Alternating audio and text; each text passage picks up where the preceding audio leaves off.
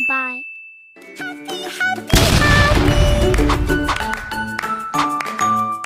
Ditonton sampai selesai ya. Teori Charles Darwin yang dikenal melalui teori evolusi dalam bukunya On the Origin of Species pada tahun 1859 sering terjadi kesalahpahaman hingga sekarang.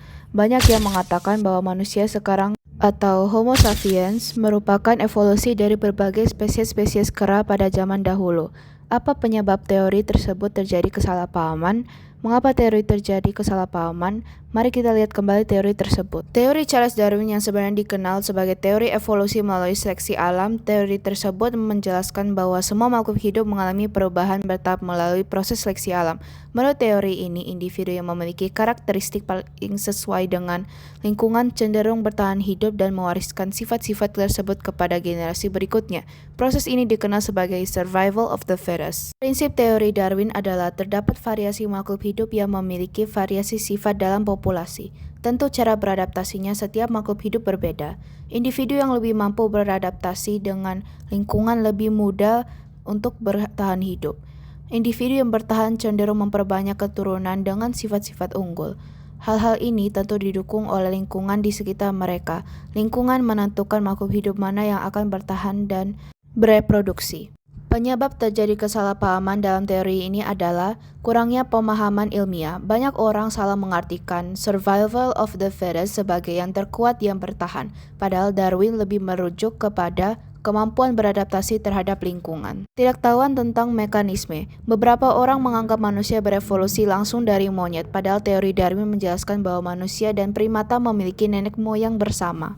Penolakan ideologis atau keagamaan. Teori ini sering dipersepsikan bertentangan dengan kepercayaan agama sehingga memicu interpretasi yang salah atau penolakan total. Salah satu bukti nyata teori Darwin dapat ditemukan di Pulau Komodo yang menjadi habitat asli hewan purba Komodo atau Varanus komodoensis. Seleksi alam pada Komodo terjadi melalui kemampuan adaptasi mereka terhadap lingkungan yang keras dan sumber daya yang terbatas. Hanya individu yang kuat, cepat, dan mampu bertahan dengan makanan yang tersedia yang dapat hidup dan berkembang biak.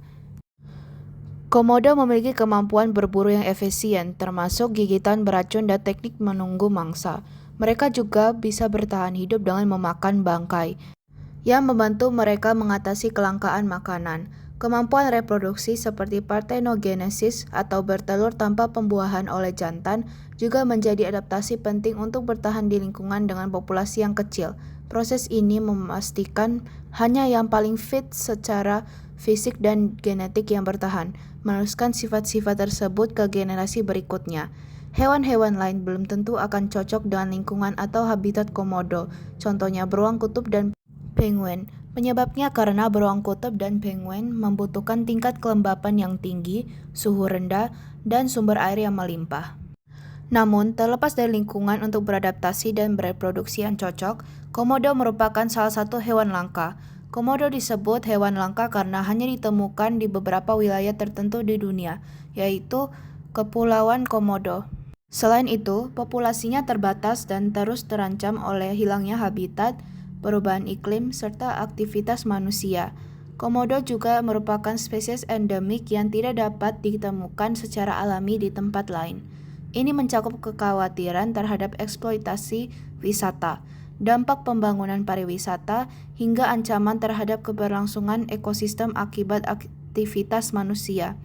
Isu seperti kenaikan tarif masuk Taman Nasional dan ancaman terhadap habitat alami Komodo sering memicu perdebatan antara pelestarian lingkungan dan pengembangan ekonomi lokal.